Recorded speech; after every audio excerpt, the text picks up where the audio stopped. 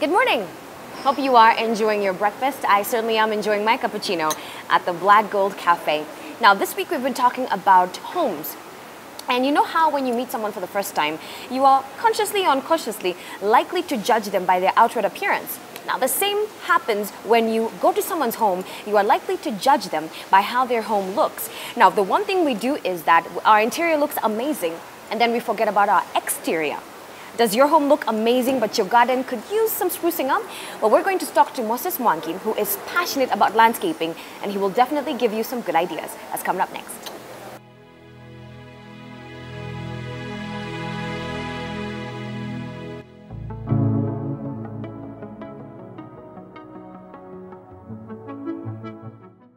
The driveway is just one part of the exterior home space which makes a statement.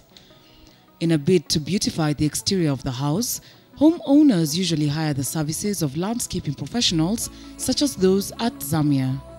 The company started at the beginning of this year, mainly all coming mainly from a push from my son and his friend in school. They kind of pushed me to get into gardening, partly because his friend John has been involved in real estate and realized there was a major problem, especially when it comes to gardening. And he knew about us and our family and our gardening history. So he thought it would be a good idea, I mean, if we could spin off a company that can actually make money instead of just working as a hobby.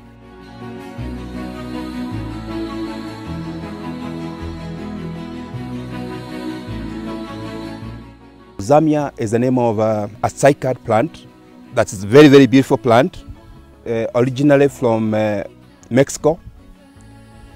The whole idea of our garden concept is actually to introduce for the first time tropical gardens in the city, because the weather holds for that. The weather supports it. So initially, our main aim is really to create small gardens and beautiful ones where we play around with cycads, palms, bromeliads, ferns, and arrow trees. Zamia is a plant that is very rare. Actually, in Kenya, I've only seen two, and one of them is in this garden. It's a very rare plant and very expensive. So we wanted to give ourselves some sort of exclusivity.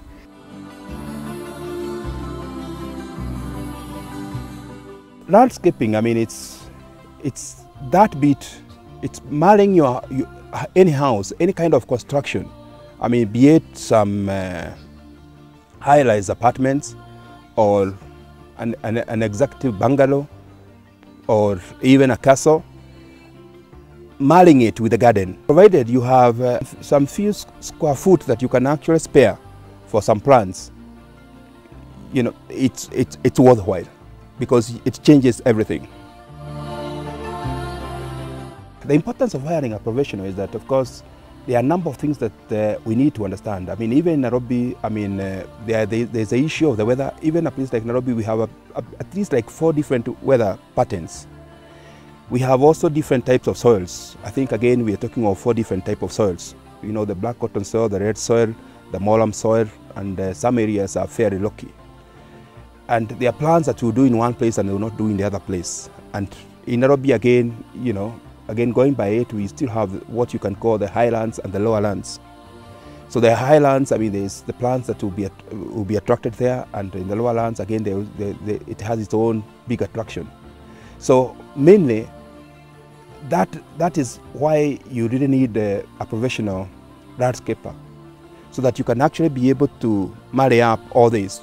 Because one of the major problems we have here, especially in Nairobi, is that people go and pick on these plants that they pick on the road, but rarely do they know, you know, their survival, how much they can survive in certain weather, how much they require in water maintenance and all this and that.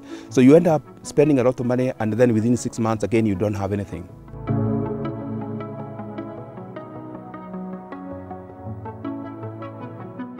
The smallest projects, I mean, go back to even below an eighth of an acre, a house on less than an eighth of an acre. you know, landscaping the entrance, the car park, and a bit of the patch where people can have barbecue and some kind of entertainment. On the larger size, we have gone up to 8 acres. We've done up to 8 acres. We have actually very many designs, and mainly it all depends on how much the customer is willing to spend. Every land looks different, and every place looks different. So the planting should also be different. You can't do one thing here and repeat it in the next plot, because they all sit differently.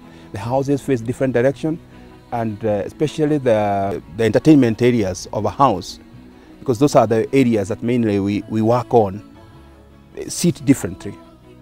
So every project has to be done from scratch, and every project is customized.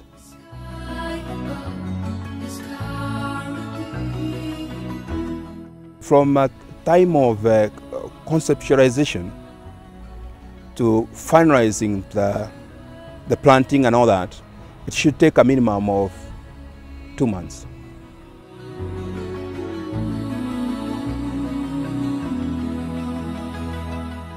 We have differentiated our product mainly by concentrating on one area. Everything that we are going to do will hedge and will be oriented towards a tropical garden, which means we're going to marry cycads, palms, ferns, aloes, bromeliads. That's our main base of working. A tropical garden is an all-season garden that really requires not a lot of maintenance and can go on for years and years. Our sort of landscaping is a sort of a garden that will take care of itself. But what we've learned from people in landscaping, they are very passionate about their plants. It's like having a baby. You can't leave your baby when you're moving out of the house. So some of these plants are very valuable, and you'll move out with them and they will survive in any environment. We mainly operate in Nairobi, mainly because of the logistics. But we are very much in the internet, so we hope and trust that we will be able to cover the whole region, the whole East African region.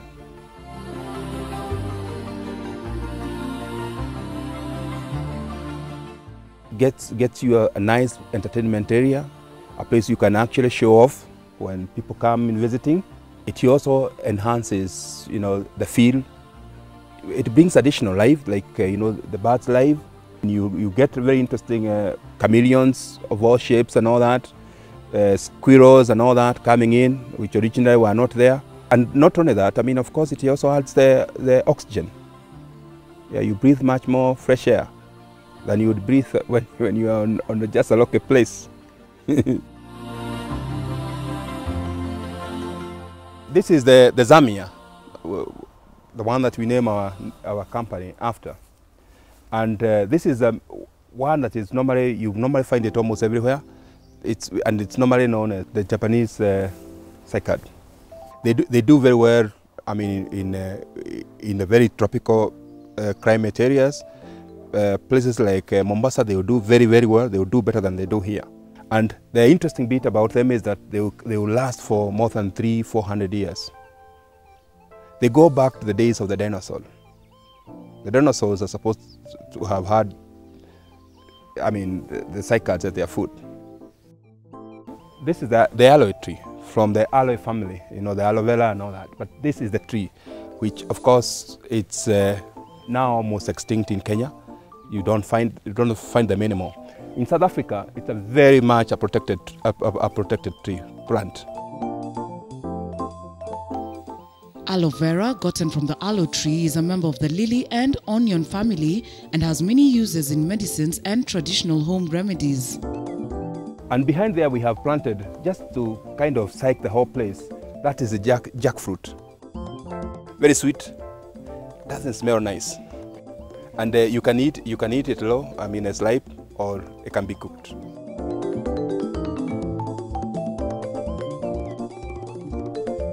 Well, of course, one of the biggest problems is actually getting the proper plants. You know, the plants, the nurseries. Some of these plants, like of course the cycads, they take a very long time to mature. So before you plant them, you need to get seedlings which have actually been brought up for a very long period. I mean, minimum of 12, 13 years to get a good size, because a mature garden, especially on the tropicals, takes about 8 years. But all depends mainly on the size of the seedlings. If you have the proper seedlings, let's say like you get palms which are 6 years plus, I mean seedlings, you know, and old cycads like that, then you can actually change the environment overnight. You can change the environment overnight. You can make it. From the 8 years you can move to 3 years. So there is something there to play around with. It can take you 8 years to have a mature tropical garden, but it can still also take 3 years.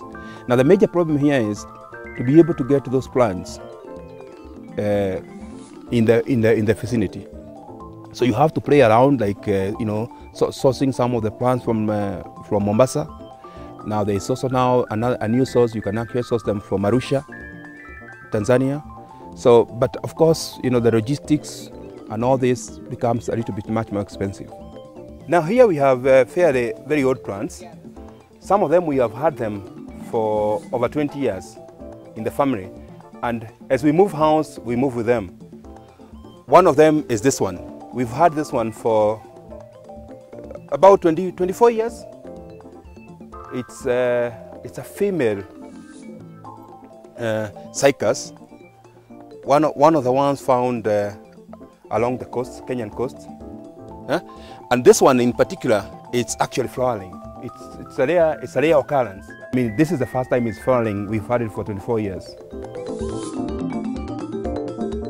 Cycads are gymnosperms. This means that the naked unfertilized seeds are open to the air, making it possible for them to be fertilized through pollination. Some specimens are known to be as old as 1,000 years.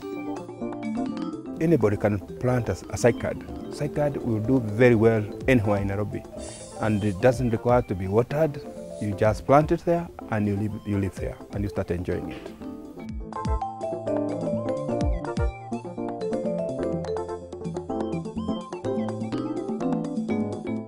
This is another one, also Mombasa type, but a male one. Again, this has been flowering quite a number of times. We've had it for an equivalent number of years, in the range of about 20-24 years. We moved houses with it like 3 times. The good thing is that, of course, this one entertains us quite a lot, because every 2 years or so we have some flowers. When you are feeding your plants, it's very, very important to note that their natural habitat, they feed on natural, organic manure, and not the fertilizers as we buy them from the shops and all that.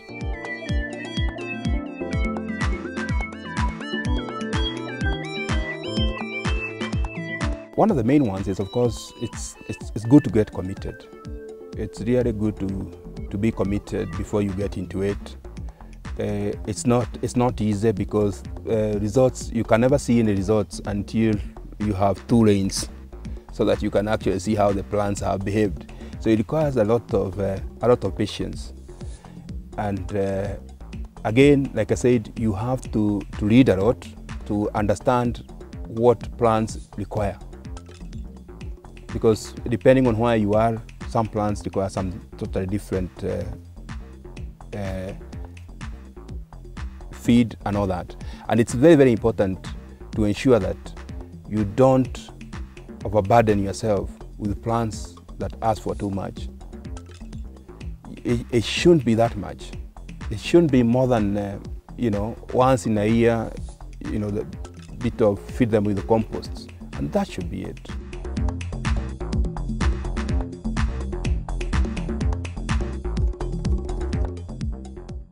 If I may talk about palms, we have palms that, of course, love it when they are exposed to sunshine, and there are some that don't love a lot of sunshine. I mean, they will do well under shade. Like the one that you see here, they are we normally refer to it as the Livonia family, and they do very well under shade. So they do very, very well, especially under the fishtail there. Palm trees are not true trees. There are over 2,000 species of palm trees, including some that can withstand winter climates. These are a type of bromeliads, what you are seeing as the ground cover. And that is why I was saying that, you know, even in a very small area, you can actually plant, you know, the cycas, the palms, and just to cover the beat of the area, you fill it with the bromeliads. Bromeliads don't like direct sunshine. They produce flowers once every year, and they are nice flowers. Their flowers last a minimum of 4 or 5 months. Bromeliads typically have bright red, orange, purple or blue flowers and can grow in a number of different ways. They can be terrestrial, meaning that they grow on the ground, succicolous, meaning that they can grow on rocks, or epiphytic, meaning that they can grow on plants and trees. On this side, we have some other palms here, some phoenixes, luberina. Again, this is a common one. It does very, very well almost everywhere in Kenya. And other than that, it takes a bit of time to get to that size. I mean, that size, you are talking of not less than 10 years. They are very, very beautiful, and they last for a very long time. They have a life of more than 50 years. We also play around with the ponytails. This one's from Mexico. They produce some very interesting flower up there. That's why they are called the ponytails, because it's kind of a pony. And when they start flowering, the flower again, you can have a flower lasting for more than 1.5 years. The phoenix, which is a genus of the palm tree, is unique in that it is the only one with pinnate leaves as opposed to palmate leaves. Plants like palms, unless they start withering, you don't remove the leaves, because that's how they actually feed. They feed through the leaves, photosynthesis. So it's always good to try as much as possible not to remove the leaves unless they start drying up.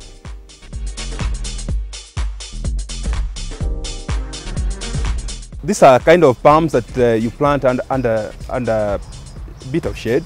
They love a bit of shade.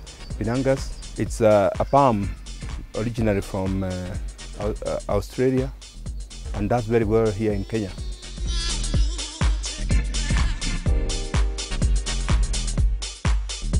You have to have a love for plants. I mean, it just can't. It's not something that you can just sleep and wake up and say that you would want to be in the plants. You have to be able to feel them. You have to be able to talk to plants. If you can't talk to plants, then it's very, very difficult to kind of work with plants. The truth of the matter is, when you go to the plant and you see it today, you walk again there tomorrow, you touch it, you kind of start having some kind of communication. And you can actually see when the situation is changing, because maybe there's too much drought. You can see the plant when it's asking for more food, for more water, and you need to be able to have that kind of communication. This one is a very difficult one. It's from the mimosa family. Of course, it generates itself, but it dies very fast. It doesn't last very long. So it's not something that you'd want to have in a place where you want to have a permanent plant. I mean, after 4 years, it kind of dies. Mimosa is a genus of about 400 species of herbs and shrubs. Members of this family are among the few plants capable of rapid movement. For some, the leaves close quickly when touched, while others raise their leaves during the day and lower them at night.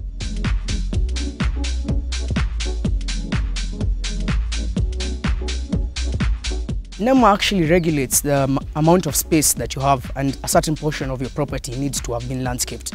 So it's not only something you do for aesthetic value, but you also have to do it according to NEMA regulations.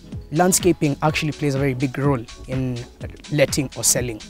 Anytime somebody asks you, is there a mature garden in that house? That adds very many points. And actually a house that has landscaping will stay in the market for a much shorter period. The sort of landscaping we do, not only does it deal with plants, but we also mix a bit of rock gardening. There's also ponds that we can put that increase the aesthetic value of the property. Rock gardening is a mixture of rocks and plants. And as you can see in the wild, anywhere you go, you'll always see rocks and plants merged together. So that's what we sort of bring inside with Zamia. It's very, very difficult to say how much it will cost. I mean, a number of things come into it because, of course, there is the size of the plants. I mean, what size do you want? Do you want a tropical garden in 2 years, 3 years? Do you want it in 8 years, 10 years? And then, of course, there is also the issue of how do you want the mix. Some of the plants are very expensive. I mean, the cycads generally come in fairly expensive. Some of the bromeliads are also very, very expensive. Again, it's same thing with the fans. Some of them are fairly also pricey, but in that equation, you still can be able to come up. I mean, with something. I mean, we would say that generally we range. I mean, from something from a project from 250,000 Kenyan shillings. That's where we start.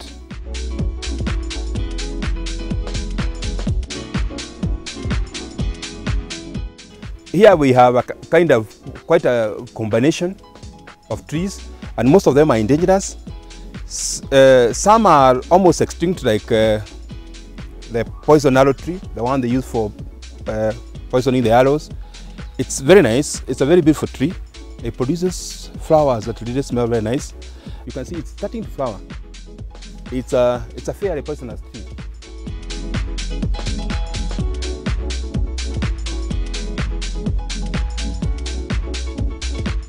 This is mahogany from Congo, and it's not that old. I mean, it could be 7 years.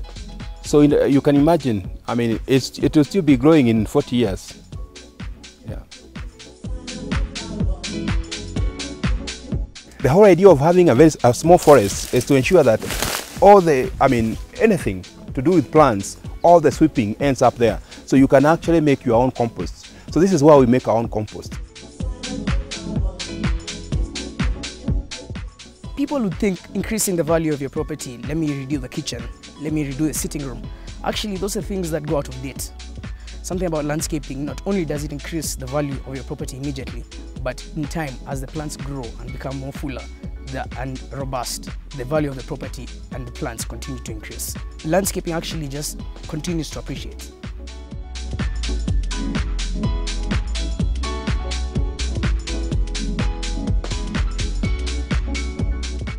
Yeah, we know there used to be a gentleman who passed away some time back called Peter Greensmith, who actually is the first guy who did Nairobi City and planted all the plants along Uhuru Highway and a number of the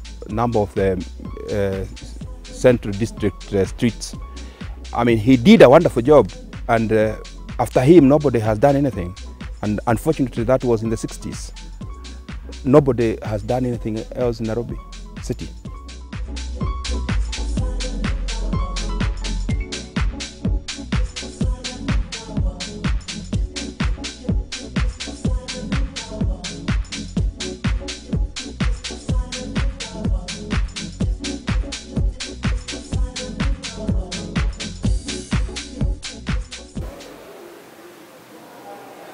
Let's get some much needed relationship advice on Ties That Bind next.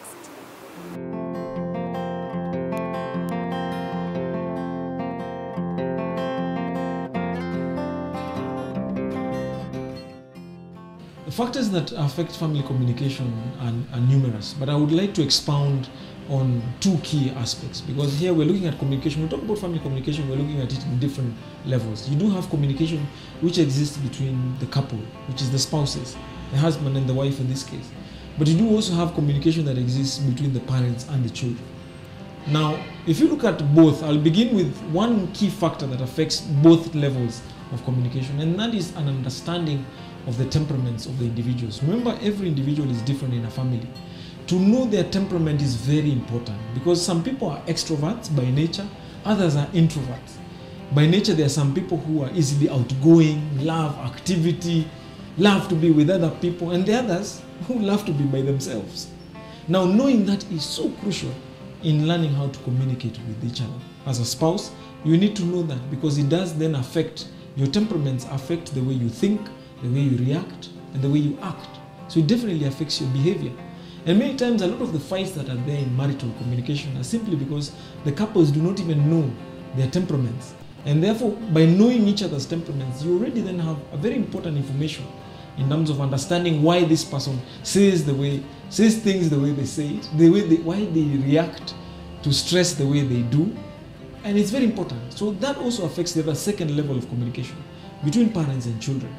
The fights again that are there between parents and children are again the differences in temperaments. You have an extrovert parent who is constantly outgoing, loves camping, loves soccer. Then you have this child he has who's a melancholic, an introvert, is a quiet spirit, shy, loves to be reserved. And therefore you have this parent constantly pushing this melancholic child to do the things that he loves to do or she loves to do. And you find that fight, because you have got to appreciate that your melancholic child, the introvert child, embraces crowds differently. So therefore, if you take them to a party, a parent will probably have to prepare an introvert child much differently than an extrovert. An extrovert child has no problem mingling with other children, easily flows, is the light of the party. Everybody loves to be around them. But there are other children who are introverts, who take time to even mingle with others. A parent knowing that is very important. Same as an opposite, a parent who's an extrovert, an introvert, sorry, more into themselves, quiet spirit, and has this hyper child who loves activity constantly, never settles down, jumping windows. In the class, in school, they're being accused of never being settled. And therefore, you're constantly blaming that child because you fail to understand their temperament. And therefore, what is then the best way to educate this child based on their temperaments? A lot of the problems we're having in school is the same. You have teachers who, many of the teachers today, honestly, are many times melancholics, perfectionists who love things done a certain way, and they normally are the ones who have the problem with children who are extroverts, because they can't stand these bright, fast children who've already understood the subject even before she began it. But you see, failure to understand these temperament differences is very important and a major contributor to affecting communication at the different levels. Back to the first level of communication, the spouses. The other second factor that affects communication at that level is the differences between men and women. Men and women are from two different planets. They communicate absolutely differently. Women, for example, love to talk. It's by their nature, because that's why they are blessed to have more words than men have. Men don't speak much. Women love to speak about issues to do with relationships and feelings. Men don't do that. You don't find men in a pub discussing how they feel about their wives. No, those are not topics that arise with men. Men will speak about their cars, their mobile phones, because that's the way they are wired. And therefore, it is one of the reasons you see problems in a marriage, because the woman wants the man to talk more, to express what he's feeling inside. He's not wired to do that. For him, if he's just told you the day was fine, that's the best you get. He actually has tried very hard to be able to communicate that. But many times with the failure to understand this can cause a lot of problems. The same for men, not understanding women. Women are driven by, they're wired, everything is wired together. So everything is interconnected. That is why she's able to juggle 4 topics in one conversation. She has the ability to do that and not even forget where she is able to get back to where she left in the first topic. Secondly, she's also wired biologically differently. She's influenced by a natural biological cycle that is driven by 2 dominant hormones, progesterone and estrogen. Those 2 hormones affect the way she feels about herself, even the way she communicates. And if men don't understand these basics about the science of the woman and the beauty and the mystery of a woman's body, it definitely then does affect marital communication for the spouses.